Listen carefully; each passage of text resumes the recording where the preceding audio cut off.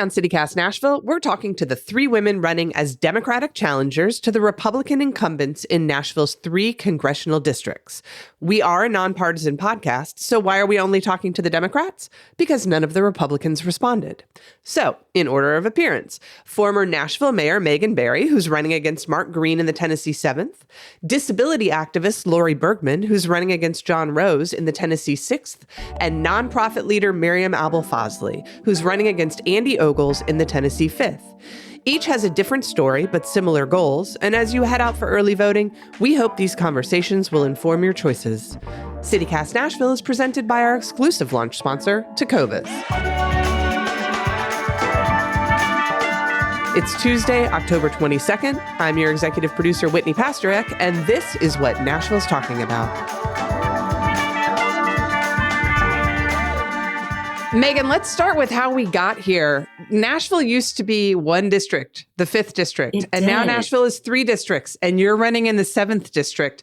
How did that gerrymandering happen, and why did it spur you to run? Sure. Well, if you go back to when the state legislature wanted to redraw the lines so that they could pick up a seat that had been a safe Democratic seat for, like 100 years, and Jim Cooper's old district, what they did is they went into a little room, apparently, and decided to draw something that looks like Idaho upside down.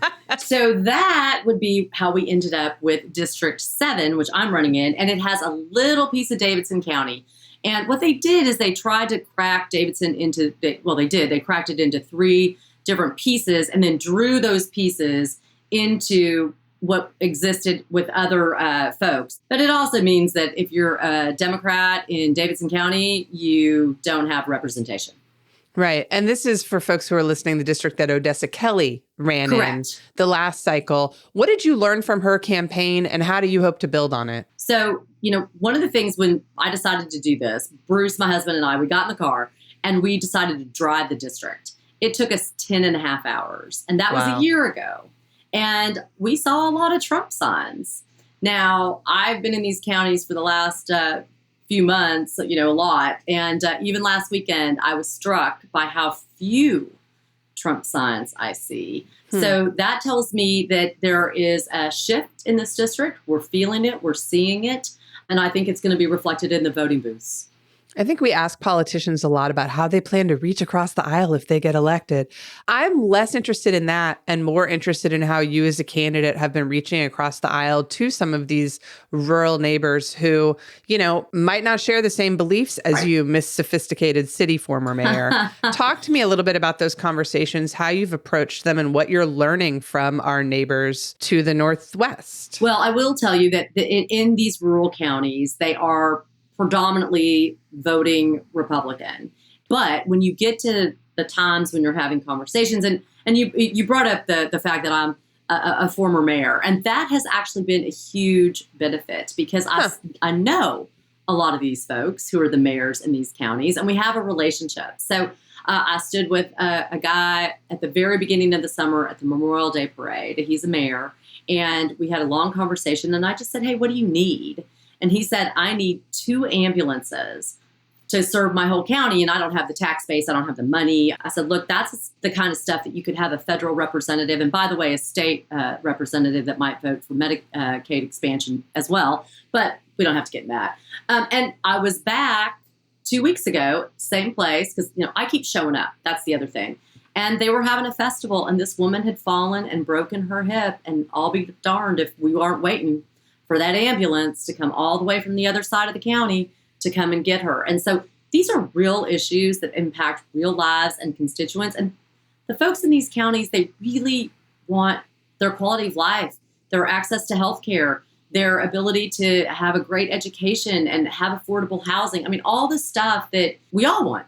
And so there's been a lot of commonality. Let's talk about a few of the planks of your platform as Sure. well as concerns that I think are on people's minds. Obviously, you've come out the gate with an ad about the opioid crisis, reflecting on the tragic death of your son, Max. That also dovetails really nicely into the mental health crisis that I think we're experiencing in this country. Talk a little bit about how you would approach that and why you think it's really important still, even with those fentanyl deaths decreasing nationwide and here in Tennessee, to continue to talk about this. Sure. So, the good and positive news is that the overdose deaths are declining.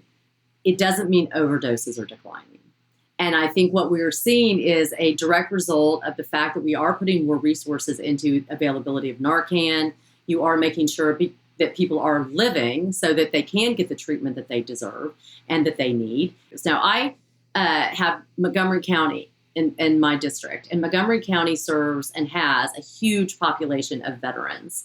And we absolutely know that veterans need access to not only substance use disorder treatment, but also mental health treatment. And so that, there are all kinds of things in Washington that we can pass to make that happen. And my opponent, who is a veteran, and we thank him for his service, never, ever, ever votes for anything that has to do with veterans. I think two more things that are really on the forefront of people's minds in our community are abortion access, yes, and what we're going to do in terms of common sense gun reform. I'm happy to talk about reproductive freedom, reproductive health. That is the one consistent thing I'm hearing across this district. I don't care if you are a Republican or independent or a Democrat. Women want to control access to healthcare and to their bodies. So for Tennesseans, we don't have the ability to pass a referendum like a lot of states do. So anything that's going to happen for the protection of Tennesseans is going to have to happen at the federal level. And that means reinstating the provisions that Roe v. Wade provided and making sure that women have access in Tennessee. My opponent supports the most extreme bans. He does not support IVF. He does not support access to some kinds of birth control, and supports an abortion ban. And we can segue right into gun safety because it's the same issue. Again, not ever going to be able to pass anything in the state of Tennessee that is going to provide the safety for our children that will stop gun violence. And there are common sense gun reform that is available, and we're going to have to pass it at the federal level. Is it strange to campaign slightly in a vacuum where it feels like this should be a conversation with your opponent, and yet I don't get the sense that he's out there on the campaign trail in the same places that you are? Well, my opponent got out in January. He said he didn't want to run. He said that Washington was broken and you couldn't fix it in Washington. He needed to come back to Tennessee and fix it. And then Donald Trump called him. And about a month later, he got back into this race. I don't think his heart is in this. And I want to help him realize his dream of not serving. Well, speaking of hearts being in it, I do want to ask you about, obviously, the circumstances in which you departed our mayor's office in 2018. You resigned and pled guilty to felony theft in the wake of the affair that you had with your former bodyguard. With that scandal still somewhat fresh in the minds of Nashville voters, what convinced you that you wanted to put your heart back into politics, and what made you think you had the best chance to beat Mark Green? Sure. So just, I own everything I did. And what I have tried to do over the last 6 years is to put myself out there, especially around substance use disorder, and to talk with folks to help eliminate the shame that often comes from this horrible disease, and to talk with families. And what I have learned through this process is that people deserve second chances and redemption. And my hope is that the voters will allow me to have a second chance to serve. My heart would love to do that. And so I hope that that will be available to me. You gave a really interesting quote to the Nashville Banner about this, where you said that you had moved past those past mistakes and you hoped that voters would move past them as well. Can you give us a couple examples of concrete steps that you've taken through action here within the Nashville community to show that you've moved forward? The little things that are not part of organizations or anything is an active, I don't know if I call it ministry, that's the wrong word, but this idea that when I learn about somebody who has lost a child, I am there to sit with them, listen to them, sit in silence, listen to them scream. And that, you don't know it until you've walked it. And so what I've tried to do is just be there for folks. And then I've been involved in some organizations that are also targeted with helping build infrastructure for rehabilitation and treatment programs. I had stepped away from that when I started to run. It's those little things. And then the other thing that I've really enjoyed, it's been kind of fun, has been because you're a former public servant who still knows a lot of people, have had the opportunity to have a lot of folks come through my front porch to say, hey, I'm thinking about running for this. I'm thinking about doing this. I'm thinking about doing this. So being that active, thoughtful voice to help them think through the things that they might want to do has also been a real gift for the last 6 years. Given the ringer that this city has put you through, what keeps you coming back to both Nashville and now the wider scope of Middle Tennessee? What is it about this place that calls you to serve? Sure. Well, I put myself through that ringer. Nashville didn't do that. I mean, I love this town. I've been here for over 30, is it now going to be 33 years? Bruce and I will be married 31 years this month. Our life is here and we love this town. And I can think of no better gift than being able to serve Nashville, but also these other 13 counties. They need somebody who cares about them too. All right. How do you think the transit referendum's going to do? Oh, I hope it passes. I think it should. I mean, we need the referendum to pass so we can get the federal dollars so that we can start having a dedicated resource. And I look forward to working to bring those federal dollars back to Nashville. We need to start. We're already behind. So I'm excited about it. Do you and Freddie don't have a bet going or anything like that? Oh my gosh. I would not bet on that. No. Mayor O'Connell's doing a great job. All right. If you had a campaign theme song, and you very well may, what would it be and why? Yeah, I don't. I'm going to hearken back to the dangers of a campaign song. When I ran for mayor, Charles Robert Bone had a ditty. It was, the thigh bones connected to that one. And I can remember we were at a debate and I got the first question. And the first question was, so what song are you singing in your head right now? And the only song I could think of was Charles Robert Bone's campaign song. And I remember saying that. And so, yeah, we don't have one of those. We have to assign you one. What's the song that pumps you up in the morning when you're headed out there to talk to voters? Oh, sure. Well, first of all, let me just tell you that Taylor Swift lives in District 7. I'm sorry, you're pandering. Is pandering. I'm totally pandering because she's a constituent and I am sure she listens to this podcast. So I want to make sure that she knows that she can vote for me. So Whitney, could you just pass that along? It's not a problem. Which Taylor Swift song is your campaign theme song? I'm not going to pander to that. You are right. I should not give you a Taylor Swift song. Megan, it's right there. You've got that shot. Go for it. What do you think it should be, Whitney? Marie, our producer Marie, you're our Taylor Swift expert. Which Taylor Swift song should be Megan's? I think it should be, Are You Ready For It? All right, I'll take it. I'll take it. Megan, thank you so much for your time. I appreciate it. Good luck out there. Are you ready for it? Are you ready for it?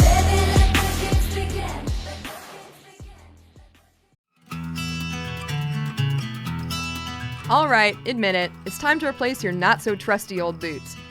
You know the best place to shop for quality, handcrafted men's and women's boots is at your local Tacova store, at the Mall at Green Hills, or on Broadway by the Ryman. That's right, you now have 2 locations to choose from, so stop by and grab a cold one as you peruse. Tacova's Nashville is at your service. It's always a challenge to find boots that fit well and can survive a night walking around town, but you can find your perfectly fitted dream boots with the help of Tacova's expert staff. Your new Western boots can elevate a casual look or add a refined flair to any outfit. Everyone will be asking where you got your sick boots, but I won't be asking because I know they must be Tacovas. That's TECOVAS.com. Don't go gently, y'all.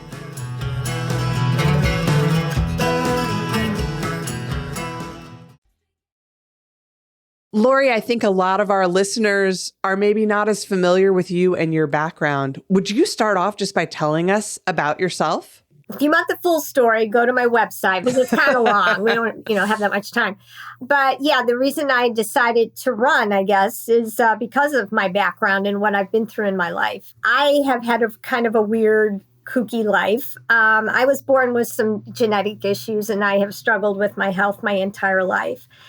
And I found myself becoming totally disabled as an adult, where I couldn't support myself.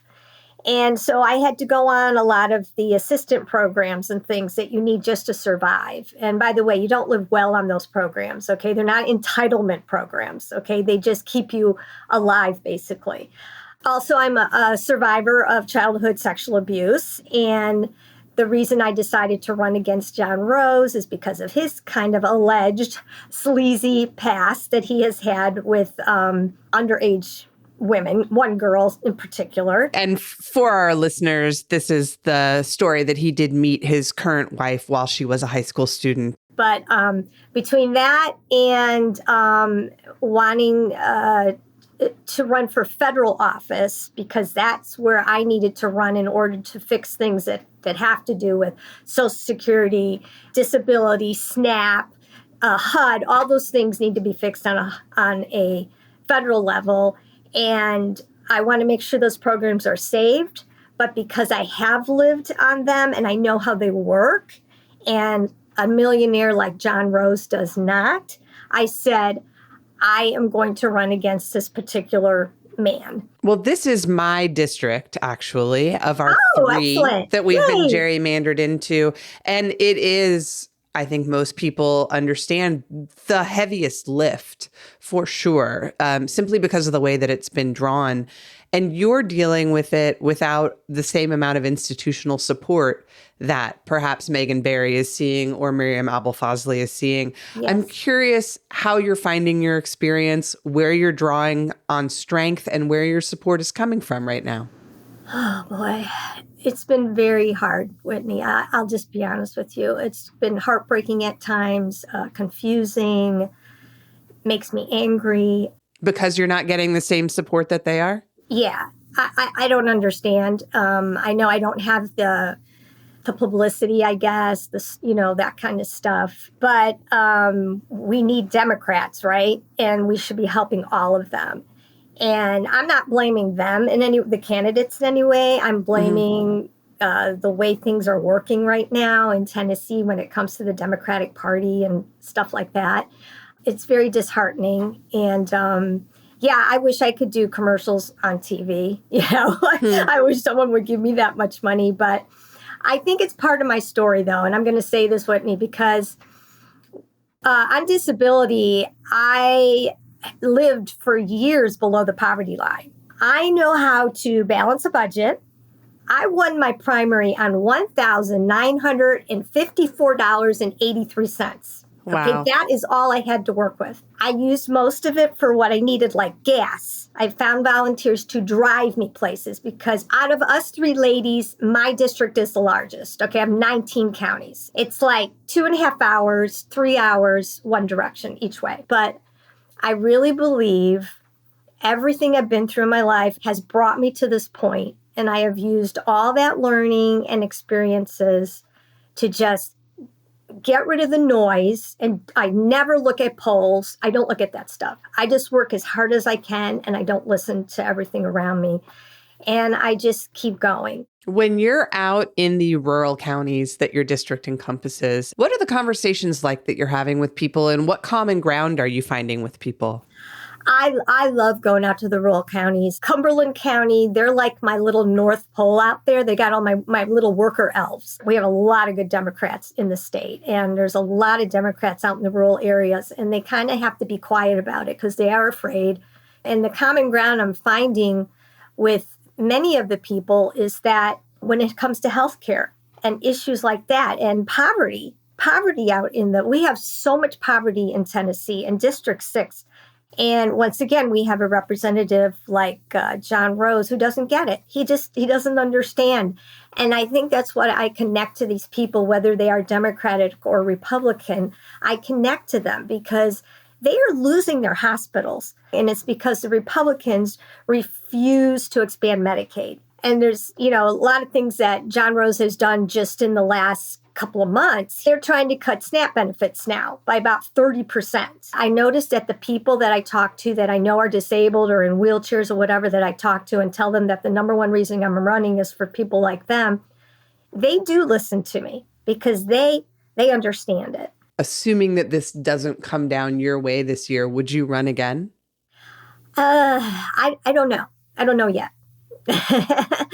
That's a totally fair answer. I'll be honest with you. It has been pretty hard on my health. If I had more support, it would have been much easier on me because I see a lot of people who get support, and I always think, wow, wouldn't that be nice? Wouldn't that be nice? But Yeah. It's enough. We're making it work. And because of what I've been through in my life, it's really helped me see that I'm a survivor. And, you know, if you believe that you can win, then work as hard as you can. Because I've had people say to me, Whitney, well, you're probably not going to win. And I'm like, well, I don't know about that. You know, if I didn't think I could win, right? If I didn't think I could win, I would not be working as hard as I would. And I would have quit already because of just the things that you asked me about. Well, I admire your tenacity. I admire your bravery. I thank you for stepping up in my district to make sure that we've got a competitive race. And last question, I told you this one in advance. I don't know if you have a theme song, but if you did have a theme song, what would it be? Okay, well, one of my wonderful volunteers that I just met a few weeks ago, him and his wife, he's a DJ. His name is True. And he gave me a list of 20 songs yesterday to pick from because I was like, you got to help me with this. But my number one is Respect by Aretha Franklin. And that is because everyone deserves respect. Whether you are a woman, a gay person, a trans person, an immigrant, whether you are a minority or you are a child who has to sit in a schoolroom afraid they're going to get shot in the head, okay? I mean, it's just mind-boggling what's going on in this state right now.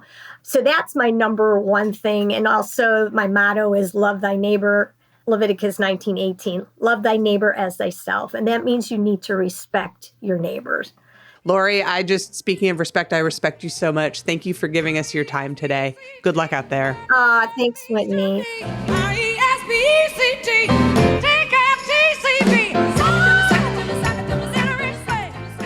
Miriam, you're driving. Where are you going to or coming back from? Well, we are on fall break and we are not on fall break because we're running for Congress. The whole family is running for Congress.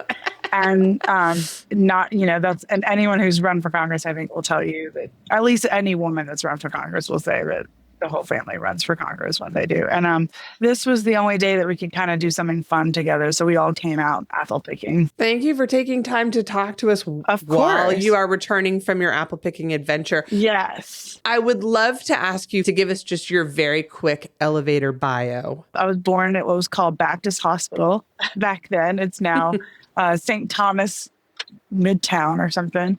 I'm the daughter of 2 immigrant small business owners, and I'm a single mama of a 6-year-old, and I'm a lover of Tennessee and definitely of this district this new district that I've gotten to know very, very intimately over the last, 7 months. I graduated from Hume Fogg, and I was pretty clear very early on what I wanted to do. I saw myself as somebody who kind of had this ability to bridge worlds. I was an Iranian American in the 80s in Nashville. So I was really clear that I had some ability to bridge divides and interpret cultures and interpret misunderstandings, et cetera, et cetera. So I went to do international relations, and I went and worked for the UN in Afghanistan, in Kabul, rebuilding their irrigation infrastructure. And then for the next 10 years, I kind of worked on the Middle East. I trained women entrepreneurs. And then somewhere along the line, I decided I wanted to move back and raise my son in my hometown. And then I started working at the Metro Human Relations Commission, which is where I met you. I was going to say, we do need, for the sake of full disclosure, we do serve on the Metro Human Relations Commission together, although we haven't for very long. You were the chair. Right. And now you've stepped down to just being a normal person like the rest of us. Yeah, I started in 2019, I think, which has been incredible work, which has taught me a lot about Metro government. And then I worked at the state level as a volunteer chair of this organization called Awake Tennessee, which did domestic violence and repro work. Mm-hmm. And doing that and being in the legislature, trying to sort out what we were going to do in terms of repro rights. After Dobbs fell is when the Covenant shooting happened. And that tragedy just kind of gut punches us as a community. And then we all together, a bunch of us, threw this rally that happened 3 days later. And, I thought 500 people would come and thousands came. And thus starts a new movement. Many organizations are spawned out of that, one of which was Rise and Shine Tennessee, the one that I start. And then I end up spending hundreds of hours at the legislature. And that that is why I'm now running for federal office, because I just wanted to really have some impact. And it felt like the federal level, especially given the incumbent, would be the best and fastest way to make that impact. That was going to be one of my questions, is why not state house or state senate when we're in an environment where, regardless of what the federal government does on many levels, the state will still have control over what happens to Nashvillians? The state is really important, impactful, and I've really loved learning about what is and isn't working and just the general process of bill making in the state house. And it is so key right now. I will say we have excellent candidates fighting so hard to get into those roles. And I wasn't in any way needed to put my ticket in that hat. In my area, in my district, great candidates, it's covered. But I saw that at the federal level, the story was different. We had just gotten gerrymandered, right? Nashville was sliced into 3 spots in 2022. And in all honesty, I didn't even know what that entailed until now. And I'm still learning and still understanding it, and it's kind of cooked for a certain outcome. And so I thought, in my perspective, the incumbent in my district, District 5, wasn't doing people's work. Well, there's certainly a contrast between you doing so much organizing around specifically the Covenant shooting, but also I think what you're hearing as potential constituents' outcry for some common sense gun reform in Tennessee. I think it's over 80% of Tennesseans are in favor of us doing something. And the incumbent, your opponent's decision to send out a Christmas card featuring many automatic weapons being held by his family, for example. Have the two of you had any communication during the course of this campaign? No, what I understand is that it is in their benefit and in their perspective, and I say they because we kind of see this across the existing leadership, that they do not acknowledge and do not engage with those that are coming up against them. And so I think if he can have his way, he will never acknowledge me until Election Day when he has to say goodbye to his seat. In your conversations with voters, do you feel as though he's acknowledging them? So that's what I mean by what I've learned through this, right? So I get in this because I want women to have access to healthcare. I get in this because I want kids to be safe in schools. And I get in this because I have this kind of economic vision where all this growth that's happening throughout this district is really harnessed. And on the Republican side, I think the assumption was just that it was a given that these folks were going to vote for them. So they never really talked to them. We're door knocking and folks haven't been to those doors in years.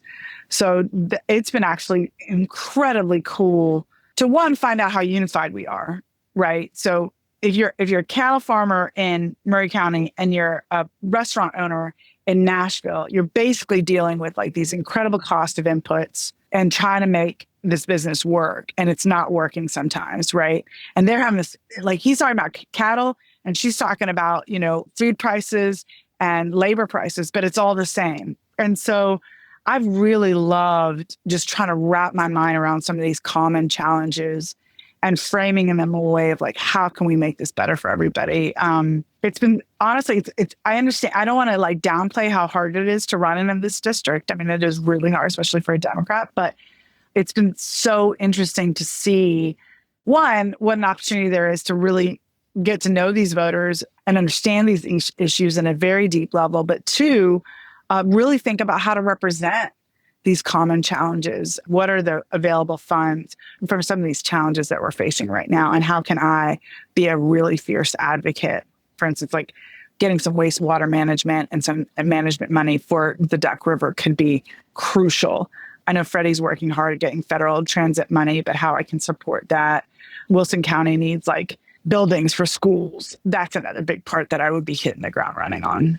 What would your campaign theme song be if you had one? We're always on the road, right? Me and Dad, especially, is on the campaign, and my son, who are in the car with me right now. We're listening to On the Road Again a lot. We're listening to Country Roads a lot. We listen to The Gambler a lot. I will say, I'll play like All I Do Is Win by whoever that is, DJ Khaled or whatever. And I'm like, why is this song get me so up? And I realize it's not about election day. Like, we're definitely going to win on election day, but it's about how impactful and meaningful the campaign has been throughout. You know, whenever I have a conversation with someone, maybe from the opposite sides of the aisle, and they're really reticent, they're really skeptical, and then we like connect on a thing.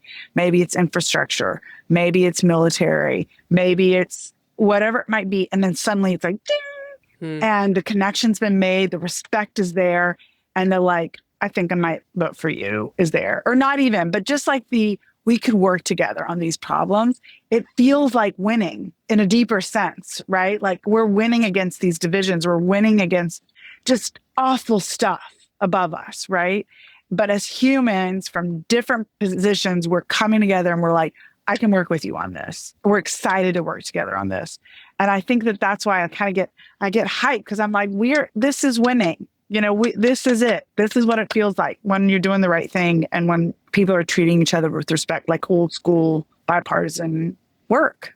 All I do is win, win, win, no matter what. Got money on my mind, I can never get enough. And every time I step up in the building, everybody hands go up.